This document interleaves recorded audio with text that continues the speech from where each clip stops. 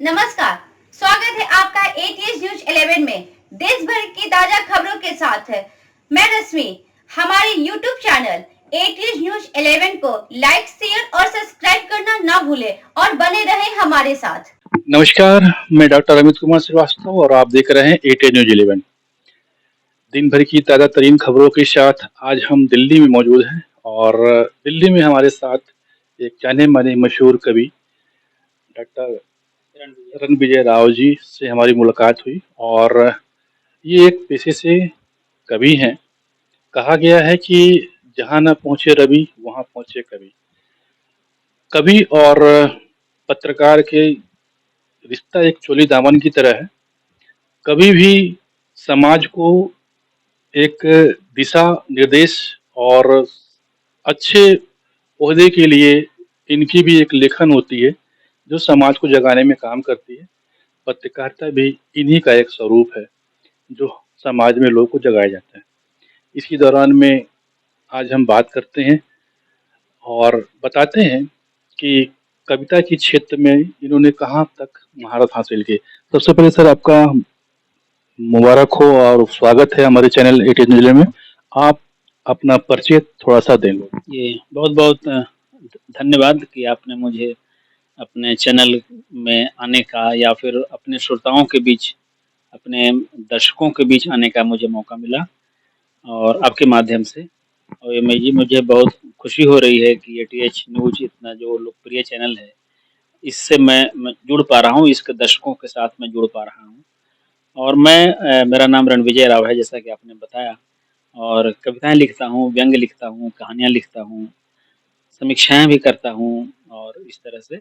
और देश विदेश में भी जाने का मौका मिला है, साहित्य के माध्यम से लोगों से के साथ रूबरू होने का भी मौका मिला है। तो मेरा वैसे तो मैं लोकसभा सचिवालय में हूँ, संपादक के पद पर कार्यरत हूँ, लेकिन एक एक शौक है कि साहित्य पढ़ने का और आम लोगों की जो कठिनाइयाँ हैं, जो परेशानियाँ हैं, उनको उनकी आवाज़ बनने का मैं यही कोशिश करता हूँ। जो चीज़ जो लोग जो नहीं कह पाते हैं या दूसरे लोग जो नहीं समझ पाते हैं, तो उसको अपनी कविताओं के माध्यम से, अपने व्यंग्य के माध्यम से, अपनी कहानियों के माध्यम से उनकी बात रखूं। अब जैसे मैं व्यंग्य लिखता हूँ, मेरे व्यंग्य का पात्र है राम खिलावन। राम खिलावन एक आम आदमी है और वो आम आदमी जो क्या-क्या महसूस करता है, क्या-क्या कठिनाइयाँ वो पेश करता है दैनिक जीवन में और किन कठ परेशानियों से गुजरता है, नहीं, चाहे जीवन पालन हो, चाहे परिवार का भरण पोषण करना हो, चाहे रोजगार हो, चाहे रोटी का जुगाड़ करना हो, दैनिक जीवन में हो। और वो कभी पत्रकार बन जाता है, कभी वो एक आम आदमी बन जाता, मजदूर बन जाता है, कभी वो साहित्यकार भी बन जाता है, कभी कोई नेता भी बन जाता है। तो इस तरह से जो आम आदमी जिससे जुड़ा हुआ महसूस करता है और जिस परेशानियों को झेल रहा होता है, वो राम खिलावन के माध्यम से मैं अपने व्यंग्य में वो बात रखता हूँ। अच्छा, जानना चाहिए था कि ये जो लाइन आपने चयन किया कविता का या कवि का, तो ये बचपन से शौक था या फिर कुछ ऐसा हादसा हुआ जिससे आप इस लाइन में एक, हालांकि एक आपने महारत हासिल कर रखी है, तो ये कैसे आपने पाया? नहीं, वैसे हादसा जैसा जैसी कोई बात नहीं है, लेकिन एक एक शौक होता है। जब जब बचपन में था और छोटा था, जब चंपक और ये सीसी नंदन इस तरह की पत्रिकाएं पढ़ने के लिए बाबूजी जब लाते थे, उस समय कुछ डाइवर्शन का कोई माध्यम नहीं था, जैसे मोबाइल नहीं था, टीवी बहुत बाद में मेरे घर आया। उस समय हर जगह यही स्थिति थी।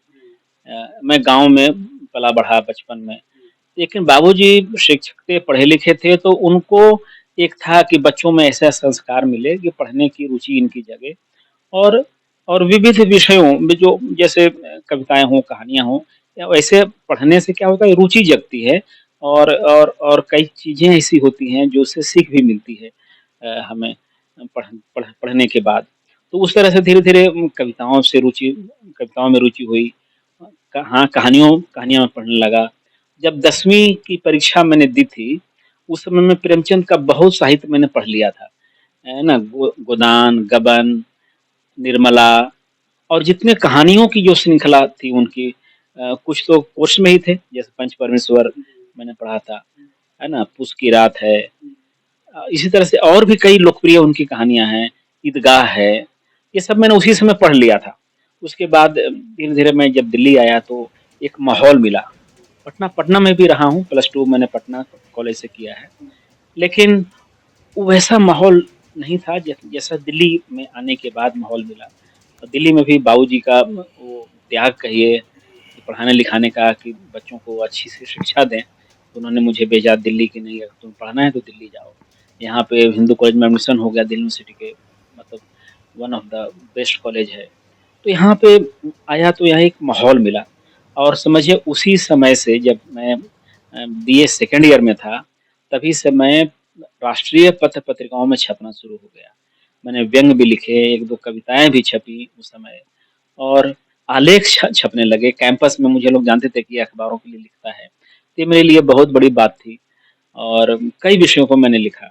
फिर धीरे-धीरे अखबार वालों ने कॉलम दे दिया, वीकली कॉलम मैं लिखने लगा युवा जगत पेज पे। युवा जगत पेज पे मैं छपता था, संपादक जो थे, फीचर संपादक थे, वो मुझसे लिखवाते थे कि आप इस विषय पर लिख के लाओ कैंपस के बारे में। तो इस तरह से मैं लिखता चला गया, धीरे-धीरे अब एक रुचि बनती गई। और जब आप ऐसे स्टेज पर आते हैं, आप छपने लगते हैं, तो आपका उत्साह जो है ना बढ़ता जाता है, और कुछ कर गुजरने का लगता है कि मैं ये भी लिख सकता हूँ, मैं वो भी लिख सकता हूँ, और मैं समाज को कुछ दे सकता हूँ अपने लेखन से। तो ये एक रुचि जगी, और उसके बाद तो कहिए कि मैं मतलब किताबें भी आने लगी। ये अभी वर्तमान में आपने कौन-सी पुस्तक का भी निर्माण किया है या किस पुस्तक को आपने लिखा है? ये अभी ताज़ा जो ये है कि पुस्तक है, ये है भीगी रेत। भीगी रेत जो है ये है प्रेम कविताओं का संकलन है। जी हाँ, ये एक इसके इसका टाइटल भीगी रेत आपने क्यों चुना? भीगी रेत, इसमें एक कविता है भीगी रेत। हाँ, हाँ। और बहुत सी ऐसी इसमें कविताएँ हैं, जो एक दाम्पत्य जीवन में जो प्रेम होता है, वो कविताएँ हैं, और कुछ जो देखी-सुनी है, उस तरह की कविताएँ हैं, जो आम पाठक जो है पढ़ता है तो कहीं न कहीं अपने आप को जुड़ा महसूस करता है। उसके भाव जो होते हैं, जो मन के उद्गार होते हैं, कहीं न कहीं मेरी कविताओं में वो आपको देखने को मिलता है। इसके पहले एक और किताब आई थी, ये है लोकतंत्र की चौखट पर राम खिलावन। जी, जैसा कि पहले मैंने कहा कि राम खिलावन मेरे व्यंग्य का पात्र है। ये लोकतंत्र में राम खिलावन जो है चौखट पर खड़ा है, लेकिन उसको वो सुविधाएँ नहीं मिल रही हैं, जिसका वो हकदार है। और इसमें संग्रह है, ये व्यंग्य संग्रह 29 व्यंग्य हैं, आलेख हैं इसमें। और अलग-अलग विषयों पर, खास करके कोरोना पीरियड में जब घर में नज़रबंद हो जाना पड़ा पूरे देश को, कहिए कि वैश्विक महामारी थी कोरोना। और उसके बाद फिर एक एक उत्साह था कि नहीं कुछ लिखें तो क्या लिखें, किस तरह से? तो धीरे-धीरे ऐसे आलेख लिखने लगे। तो उसमें है कि जब अखबारों में छपता था तो लोगों का नहीं प्रेरित होते थे, या और लोगों की प्रतिक्रियाएँ भी आती थी जब सोशल मीडिया पर जब पोस्ट करता था।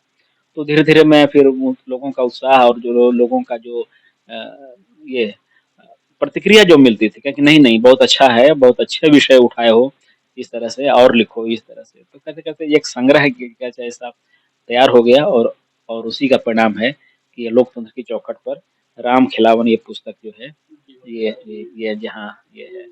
तो ये इसमें इसमें कई जगह चर्चा भी हुई है, देश के अलग-अलग राज्यों में चर्चा हुई है।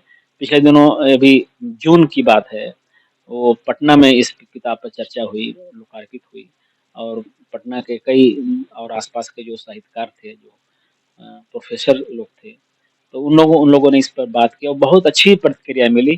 तो मेरा उत्साह जो है ना दुगना हो गया कि नहीं, जो मैं कर रहा हूँ, वो सही दिशा में मेरी कोशिश है, और इस पे आगे बढ़ते जाना है। आज की माहौल के ऊपर जो नौजवान देश के जिस कदर से एक अपने आप को ढाल रहे हैं या जीवन यापन करने के लिए जो नीति अपनाए हैं, इसके ऊपर भी कुछ आप कविता लिखने का अपने दिमाग में बैठाया है या फिर कुछ ऐसा व्यंग आपने कुछ लिखने का सोचा है कि नहीं?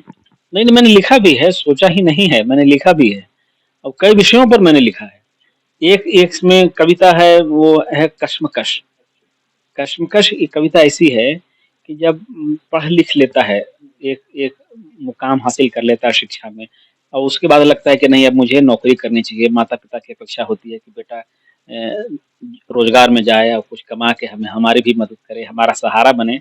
तो ऐसी कविताएँ भी हैं। धन्यवाद। आपने आज के नौजवानों के बारे में भी सोचा और दबे जवान में ये कहा ही गया है कि कवि अक्सर समाज को जगाने का काम करता है और आपने जगाने के लिए बहुत सारी चीज़ें अपनाई हैं और आशा करती है चैनल मेरी कि इसी तरह से और उम्मीद भी करती है कि इसी तरह से देश के नौजवानों को या देश के लोगों को आप जगाने के लिए ये एक संक्षेप या कविता आप लिखते जाएँ और इस लेख से आप जो देश-विदेश से जो आपने सम्मान हासिल किया, आगे भी आप हासिल करें। मैं इसी के साथ अपनी वाणी को पूर्ण विराम करता हूँ। आप लोगों से एक ही आग्रह करता हूँ कि हमारे चैनल को लाइक, शेयर और सब्सक्राइब ज़रूर करें। ऐसी-ऐसी चीज़ों को खोज के हम आपके बीच हमेशा लाएँगे। जैसा कि आज आपको हमने दिखाया, मैं डॉक्टर अमित कुमार श्रीवास्तव, कैमरामैन रंजीत के साथ।